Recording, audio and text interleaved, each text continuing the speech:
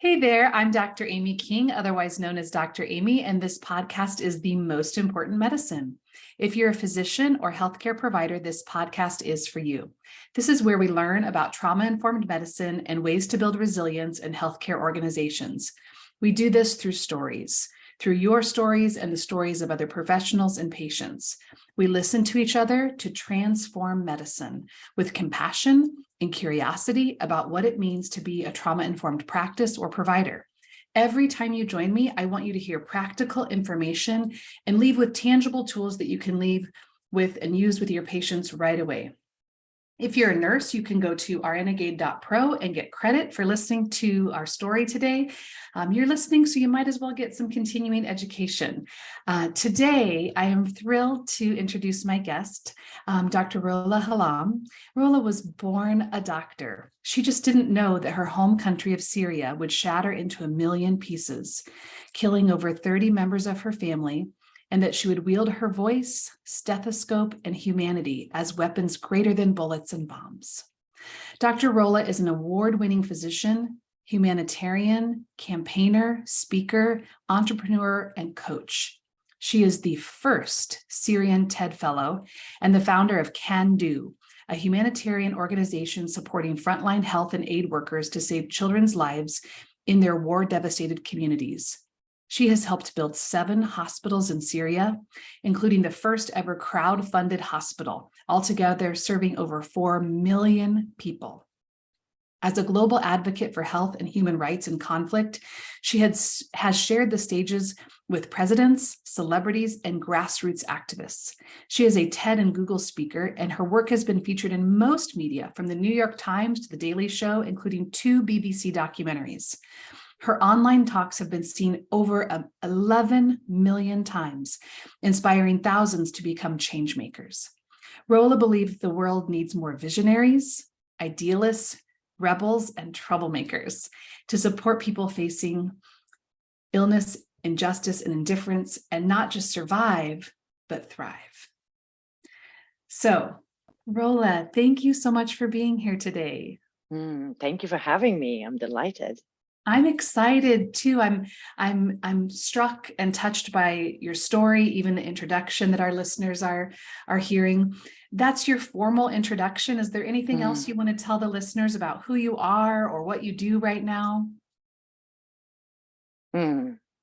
Well, the first thing that comes up is that I'm a mum of a 3-year-old Naya, and she has undoubtedly catalyzed so much healing and learning over the last 3 years. So for that, I'm so grateful. Yeah, that's an important bit that's missing from that. Yeah, our whole selves, right? We're not just providers, but also moms. Yes, absolutely. So on this podcast, we talk about what trauma looks like in medicine and how it presents. And you have faced a lot of adversity. Talk about how you turned your adversity from being in a war-torn country, losing many family members, and turning that into advocacy and becoming a speaker and a coach. The truth is that I didn't really think or plan that out. It just happened as a result of, small daily action. I think I, like many probably of your listeners, respond to problems by problem solving. And so, when the peaceful protests in my country were met with bullets and bombs and the violence began, I did the only thing I knew I could, and I joined the humanitarian effort. And in honesty, I thought it was going to last a few days or a few weeks. I had no idea it was going to still be going on now, 12 years later. And so, alongside my full-time medical job in anesthesia in the UK, I became a volunteer. I was working weekends and evenings and working with the Syrians to build hospitals and clinics. I was going on medical missions to the north of the country, in order to provide both clinical care, but also distribute food items, shelter items, etc. And really, I guess I dealt with all of that, adversity, as you put it, and all of that suffering through action. Mm-hmm. Wow. That was my way of handling it. That was my way of dealing with it, which, for the most part was great, because it meant that I was able to achieve some amazing things. What I didn't realize was that went to such an extent that it was then my way of numbing, hiding, denying Mm-hmm. my own pain, my own suffering, and that eventually took its toll, and that's when I crashed and burned. So I'm really interested in this story and other physicians hearing this, because what I'm hearing is you were a practicing anesthesiologist in the UK, and then suddenly war broke out in your country. Mm. And it sounds like you felt like there's a calling, I need to go do something. Mm-hmm. Absolutely. And still going back and forth and practicing medicine and. Yeah, so I was based in the UK. That's where home had become for very many years before the revolution and the war. Mm-hmm. But I had a lot of family, including immediate family, siblings, and my father, who were living in Syria, and so it felt very normal, very natural. It wasn't even a decision as such, really, to do what you can, and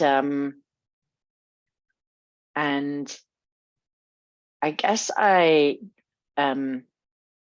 didn't realize the depths to which it was going to descend to. Mm-hmm. I mean, even,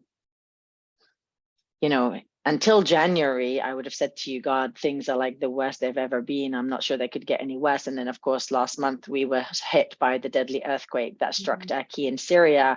And, we reached a new depth of low that we didn't think possible. And so, things can always get worse. It's been such a painful lesson. Yeah. I really appreciate that. What you're sharing is that you went into action right away, right? And I think that's what a lot of physicians do. It's what a lot of healthcare providers do, right? Like, go towards the pain, go towards the suffering. Mm-hmm. But there's a cost to that. Well, I think that many of us are, the more suffering that you witness, the more illness, injustice, indifference that you witness, the more that you are driven to up your impact and to make an even bigger difference, right? And so you yourself pile the responsibility on yourself, society piles it on you as well. We put our superhero cape on and we launch ourselves as saviors into the world. And meanwhile, we ignore ourselves, we ignore our needs. If there were any boundaries, you smash those completely, and you completely neglect yourself. You, in fact, may abuse yourself without even you knowing. You prioritize everyone and everything else but yourself. And when you are a very mission and purpose driven person, and when you love what you do, you can go quite a long while doing that. Yeah. Right. And especially when you see everyone else around you, if you're in a culture, in an industry, in a sector where sacrifice is the norm, where no boundaries is the norm, when 24/7 culture is the norm, when most of your friends and colleagues also think self-care is selfish and a luxury that they can't afford, then, we all like penguins kind of muddle along together, keeping going, thinking we're actually doing the best thing for ourselves and for others. But actually what we are really doing is launching ourselves into battle, bruised, battered, bleeding, and not our best selves. And for some of us, we can see the warning signs and heed those warning bells along the way, which is what I hope for most of your listeners here, is why I'm talking about this. But for some of us, like with me, we wait until we literally have that enormous crash and burn until you realize, oh my goodness, something's gone wrong and I really am in need of something, God knows what, but I don't know. I didn't know at the time, but I knew that something had gone wrong and that I needed to do something drastically different. I want to hear about that, but I also want to answer kind of the implicit question you just said, which is, we hope that the listeners that are out there hearing this are more preventative, that they don't crash. I would say, unfortunately, your story is more common than not. And for many physicians that I speak with, and not just physicians, but, nurses and administrators and techs, they continue to just power through and power on. And it is very much part of that culture. Yes. In medicine, and it's rewarded, right? It's lauded as you're a hero and you're better and you sacrifice. And I think there's this silent suffering that happens. Yes. And one of my hopes in people hearing these stories is that they'll hear your story and stories of other people that have been on this podcast and say, I'm not the only one. I'm not the only one that doesn't want this for our culture of doctors who are also humans. What were your signs that you just couldn't ignore anymore? Maybe there were some early signs that you wish you had listened to. And then what were the signs that were like pounding on the door you couldn't help but listen to? So the earlier warning bells, I only really know in hindsight, to be honest. In hindsight, it's like, oh yeah, that's so obvious. But at the time, because it was just such a chronic slip into it that, you just keep normalizing abnormal, and you have no idea that you are so stuck in survival mode that you're literally just treading water, trying not to drown. It becomes your norm, doesn't it? And so, I think that slippery slope is the thing to notice, right? When you feel like you have to work increasingly hard to even feel deserving of anything, including a weekend off, when you feel like you are increasingly having to push yourself to feel any semblance of satisfaction or self-worth. So I think that, I think of it as these like kind of, you're working harder, but your sense of satisfaction is falling as you're doing that. That definitely was happening. That was part of the slippery slope. The other one was really around reactivity, just becoming really reactive, irritable, frustrated, angry, blamey. No one could do anything right.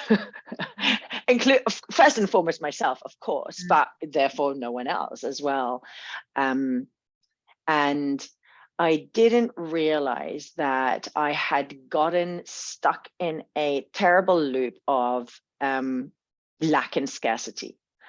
Whenever anything came up, like maybe I could see my friend or take a massage or go to that yoga class, there was this broken record that when I don't have the time, the energy, or the money, and I would choose one of those, or maybe all three if I'm like going to go for a full house, right? And it was only in hindsight that I realized, wow, I've disempowered myself to such a state. I've entered into that victim state and to such an extent that I've somehow believe I don't have the ability somehow to do these things, even though I needed them. So I think in hindsight, these were some of the warning bells. But then eventually, the whispers become screams, don't they? And it becomes like brain fog. You just can't think properly. You're just sit there kind of going, wow, I used to be quite an intelligent person, and now I feel like Homer Simpson, just like, I can't rub two brain cells together. Like, what's happening? Sorry, Homer Simpson. But and actually, for me, it was a very stark experience of having an out-of-body experience while doing a BBC interview. It was the 10-year anniversary. We had just released a second BBC documentary, and I was doing a BBC interview, and I just had this out-of-body experience. And I was just looking at myself, and I was like, what the F? Like, how am I still doing this? Why am I still talking about hospitals being bombed? Why am I still talking about children being killed? It's been 10 years and just the world collapsed around me. I felt like the world's greatest failure. I just knew I couldn't go on anymore. My work lost all sense of purpose. I lost any sense of faith in myself, in my ability. And finally, I think it was like a lid came off, and suddenly all these emotions were coming out from, days when I would just sob to days when I would just be furious and angry. And I just had to do what I hadn't done before and just feel. Like, I just knew it was time to allow, like, all those years of like, shut up and get on with your work, shut up and get on with it. All that year of bottling and of acting through it had gone. Like, there was very much a point of no return. You are having to deal with this now. Here we go. Strap yourself in. You're in for a ride. So let me go back and ask a question that maybe listeners would have, which is, when you were on that slippery slope and you could feel like increased workload, decreased purpose, and you were telling yourself what I would call a false narrative, right? I can't do this. I don't have time. I don't have resources, money, energy. Nobody else is taking breaks around here, so I might as well just, continue to soldier forward. Looking back now, if you're speaking to a colleague and they're like, that's me, that's exactly what I'm feeling right now, what would you encourage him or her to pause and do? What I really wish I had known that no one had told me, and very few people still talk about, is that overly critical voice, especially the voice that tells you to shut up and get on with your work, that nasty voice that we all know, it's not your sister who is raped, it's not your mother who is killed now, shut up and get back to work. That voice of shame is the voice of trauma. That is your wound speaking. It is not you speaking. That is the biggest alarm bell, that you have trauma, that you need to do the healing that you need to do. And that healing begins first and foremost by bringing self-compassion, the thing that most of us are missing at that extent of burnout and trauma. We become such extremely self-critical people because we believe we're a failure, because of everything that the trauma, that false narrative you're talking about is actually a trauma narrative, right? And we believe it. And what I want listeners to now realize is that actually this is the flag to say you have some urgent healing to do. Oh my gosh, I appreciate that so much. Urgent healing that needs to happen. And I think a lot of, especially physicians who are in the space of helping and healing, think about trauma and they think, not me. I mean, I heal trauma. I help people through painful experiences. I put my stuff aside. And what you're saying is, when all of that narrative comes up, when all of that criticism coming up, it's your body's cry for help. 100%. I would go so far as say that actually most of us, even health workers, don't really know what trauma is. I mean, that person you described like that, that's not me. That was me. That was me. I literally actually used to say, it's amazing how untraumatized I am considering how much I've been through. Like, I really believed that.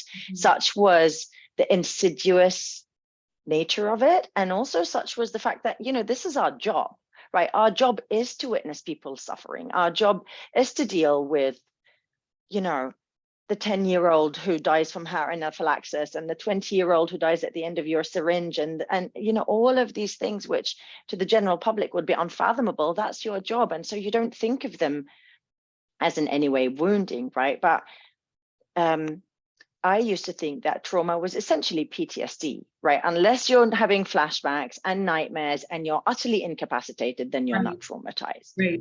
Mm-hmm. But what we now know trauma isn't really the event itself, right? But it's what happens inside of your body because of it. And it is your nervous system dysregulation, right? It is that stuck in survival mode. You're, the way I describe it to my clients is like you're shipwrecked. You're shipwrecked. You're at a sea. You're in survival mode. You're treading water, trying not to drown. That is survival mode, and that's what happens when we have a chronic, unrelenting, trauma that we witness, and that's the dysregulation that we get into. And we, one of the things that we didn't talk about as flags, which I now know in hindsight, was my back pain. Your body's right? telling you. Yeah, because, so most of us associate trauma as a mental health thing, which is part of the stigma of it, and it's part of the misunderstanding of it. But actually, it is like an old system thing. I think it strikes you at the emotional level, at the mental level, at the cognitive level, at the spiritual level, and certainly at the physical level. And I had no idea that the chronic back pain that I had developed over the last 3 years was related to this. And get this, even when it was suggested to me by someone, I really dismissed it. I was like, what are you talking about? Like, no, I need to get an X-ray, maybe an MRI. I was just so like classic. I don't know what to call myself about it, but because I don't want to insult any listeners, because they might think the same. But we don't think that the body keeps the score. We don't think and believe that we hold our emotions in our bodies, but we do. We do. Because here's the thing: after a year of my healing and after crying a river, my back pain is gone. What you're saying is music to my ears, and it's why I created this podcast, The Most Important Medicine. How we respond to trauma in healthcare. And when you said a moment ago, most healthcare providers don't know what trauma is. They think about maybe traditional forms of trauma. And I would go so far as to say, actually, when I approach a lot of healthcare organizations to talk about trauma-informed medicine or being trauma responsive, they're like, oh, you mean like motor vehicle accidents or, traumatic brain injuries? And I'm like, no, not physical traumas, which are also traumatic. Right. I'm talking about how our body internalizes trauma and what that might look like in you, in your patients, in their family members, whether it be individual traumas or historical or systemic traumas. And so I really appreciate you pointing that out.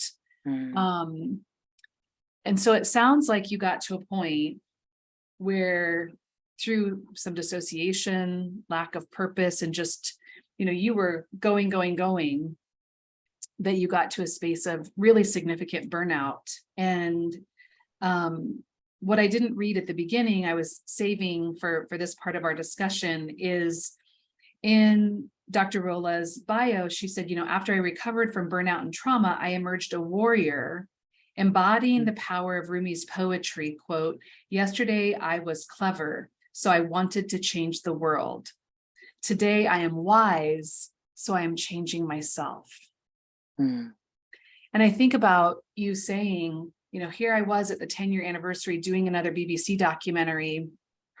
You were changing the world. You were telling the story of the people of your country. And all of a sudden, your body said, no, you have to now take care of me. Yes, absolutely. And, I think up until that point, I thought it was selfish to prioritize myself. It was a luxury to prioritize myself. And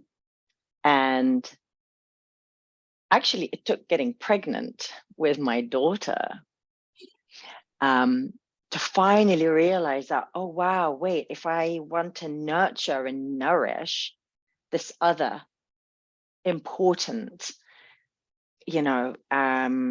thing in my life, I have to nurture and nourish myself, right? And it really was just such a moment of suddenly realizing, wait,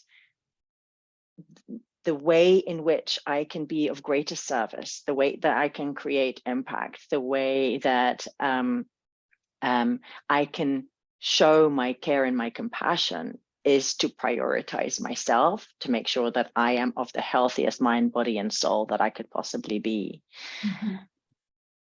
And so that paradigm shift, and it really is a paradigm shift, is around realizing that we cannot heal the world if we are deeply wounded. Yes. We cannot bring peace on earth if we have a war raging within. We cannot bring down systems of prejudice and oppression if we despise ourselves. All of that work begins inside. It is the inner work of medicine. It is the inner work of activism and advocacy. It is the inner work of changing the world. It starts by changing ourselves. And here's the good news. We actually can change ourselves. It's very bloody difficult to change the world, So this is really good news all around, but it really is a paradigm shift to realize that it is wise to do so. It is, in fact, what we must do. You use the word change maker.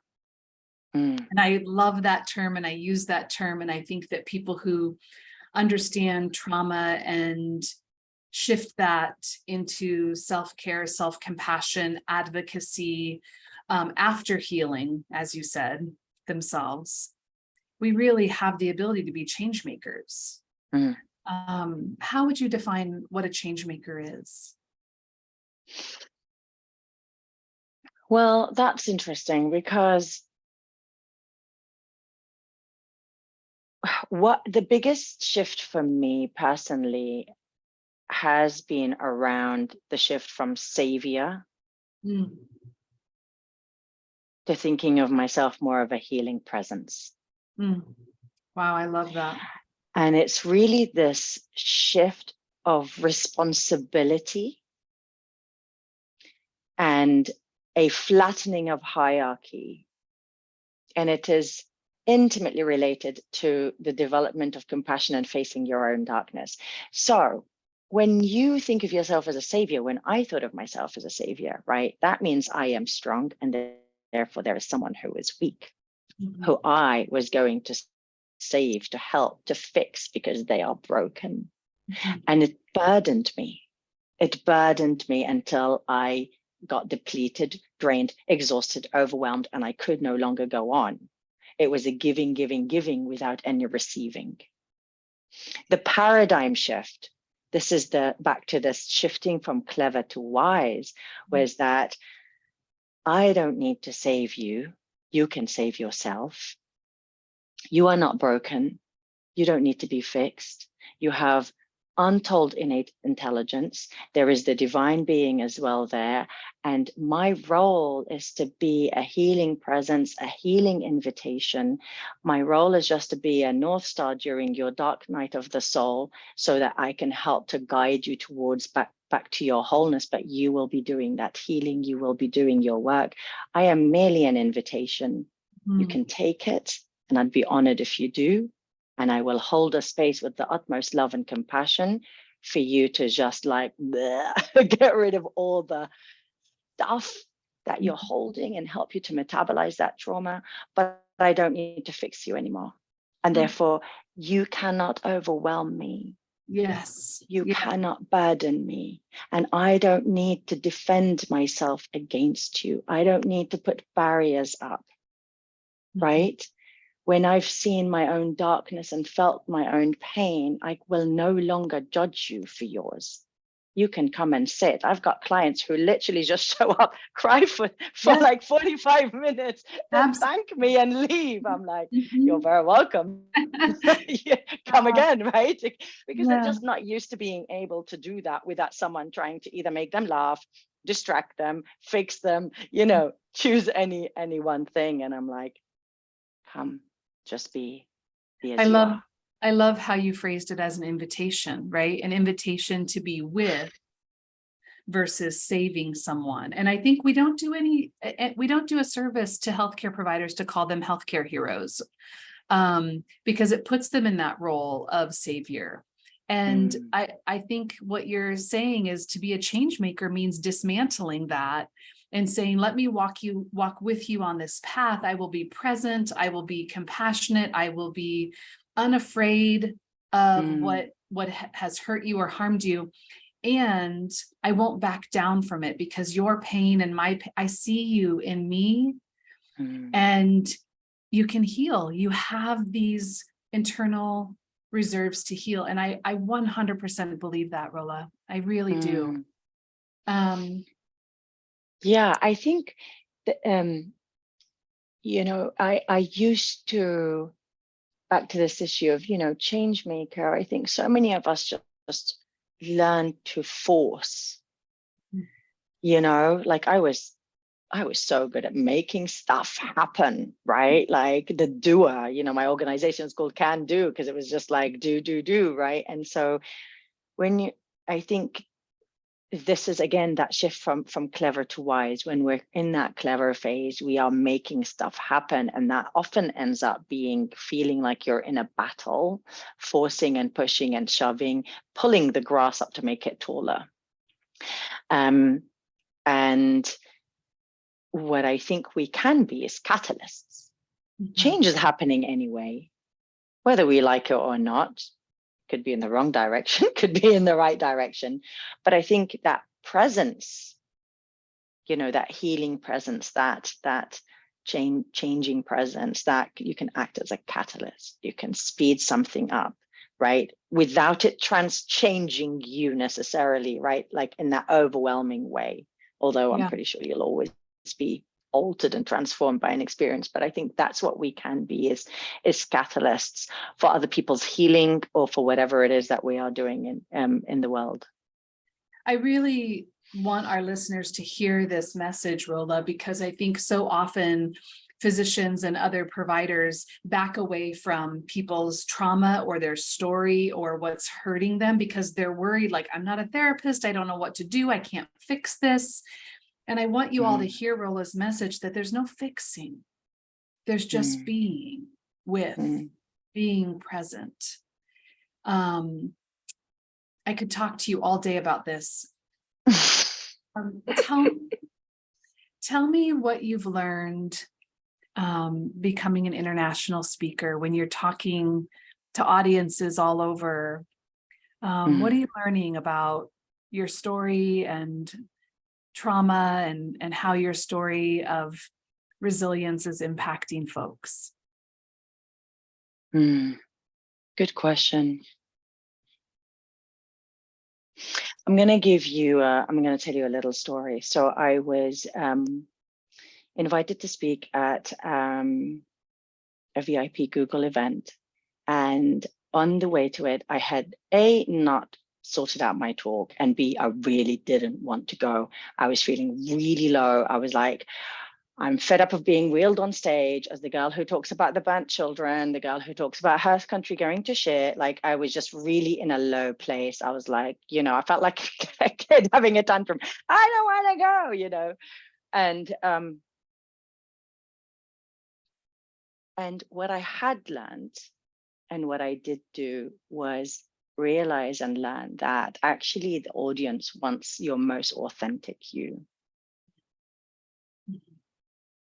And that means you connected to your story. And the audience can feel when you are talking from heart and even with touching your pain. They can tell that, they can feel it. When you haven't become so defended that you're telling, a deeply meaningful story, like you're just talking about your cereal, right? Mm-hmm. Because that can happen sometimes. Mm-hmm. And so, I knew that I had to do that work of the night before, of like connecting with my purpose. Why am I here? Why am I getting on stage? Why is it so important for me to tell these stories, And so I get up on stage and I speak with as much heart and presence and authenticity. And as always, I expect very little from any of these talks. You never know how it's going to go. And I was blown away that one by one they started to donate to keep one of our hospitals that was literally 2 days away from shutting down. And I raised $1 million from this talk that I didn't want to give. And it was really that daring to just stand up, even in my pain, even when I didn't want to, connect to the purpose and be real. I wasn't putting on a performance. I wasn't trying to be some show woman, right? I was just being real, speaking to real people without an expectation. And you know what? People care. Absolutely. And people are good. And people want to help. Of course, not everyone, but people are good. And this is really important to remember. And people are often, shocked that even though I've worked in a war zone and even though I've seen the worst of humanity, I've also seen its very best. And I remain extremely optimistic and hopeful about, humans, because I have seen not only those who are risking their lives every day to save others, and being those beacons of light in the darkness of war, but I've witnessed people around the world, strangers helping strangers. Yeah, I really believe we heal through stories. And it sounds like that's one of your big lessons from all of your travels and storytelling is just sharing your authentic story. Yes. Okay, well, let me move us into a little bit of wrap up rapid fire. I kind of have a couple that I am doing spur of the moment because of some of the information you're sharing, but tell me, if people wanted right now to donate to the humanitarian efforts that are happening in Syria and Turkey, where would you point them towards? Okay, so I would point them towards Hand in Hand for aid and development. It's one of CanDo's trusted and vetted partners. They are brilliant. I know them inside out, from a volunteer to having been their medical director before, and now they're partners of CanDo. They are there on the ground as survivors themselves, but they know exactly where the needs are and how to get them in the most efficient and cost-effective way. So I would highly recommend donating them. Perfect. I'm going to link up to that in the show notes for our listeners. If you could go back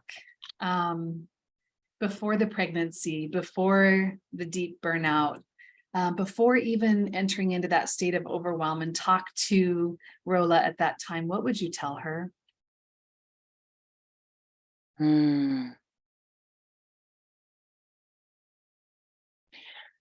I would say that you are not your work.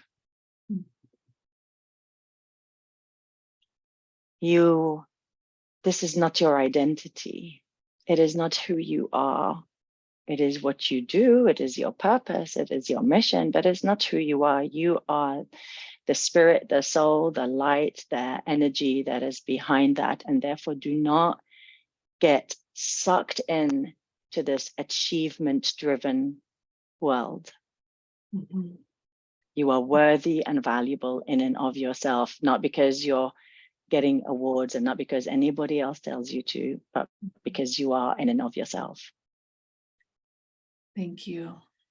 That's incredible. 2 last questions. Okay. I think often in healthcare, people get intimidated by professionals and physicians. What's one thing that makes you a messy human, Rola? What's one thing that makes you perfectly imperfect? Oh my God, so many. I mean, I'm constantly talking about my burnout and all my issues. So I've definitely made it very plainly obvious that that I can be not good. But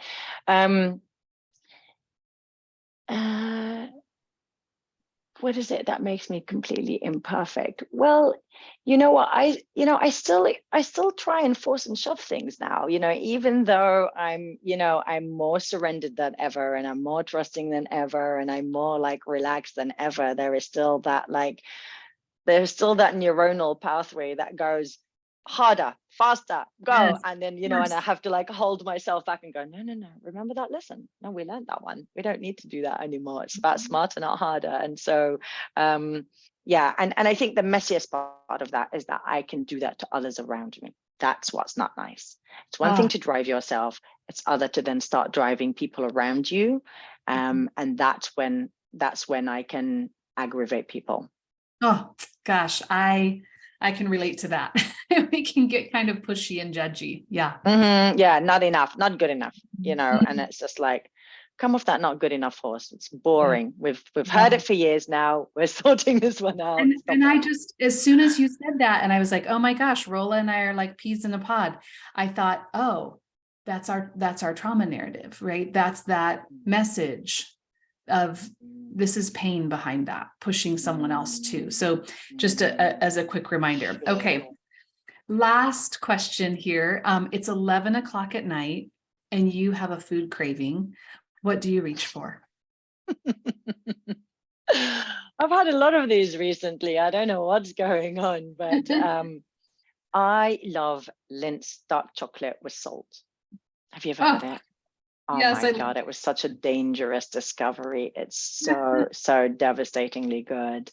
But luckily, I'm very good at taking just one square at a time. I'm definitely a delayed gratification girl. I don't shove the whole thing in. But... Yeah. I was like, why do they make them in little squares when they know we just want to eat the whole thing? Yeah, my husband wants to eat the whole thing. And I'm like, you've had 2 squares. He's like, are you judging me? I'm like, kind of, you're sorry. Thank you so much for coming on The Most Important Medicine. We'll link up to everything in the show notes, including Dr. Rola does a lot of coaching, and we're going to link up to that in the show notes, and her program, I Thrive, which I think people would just love.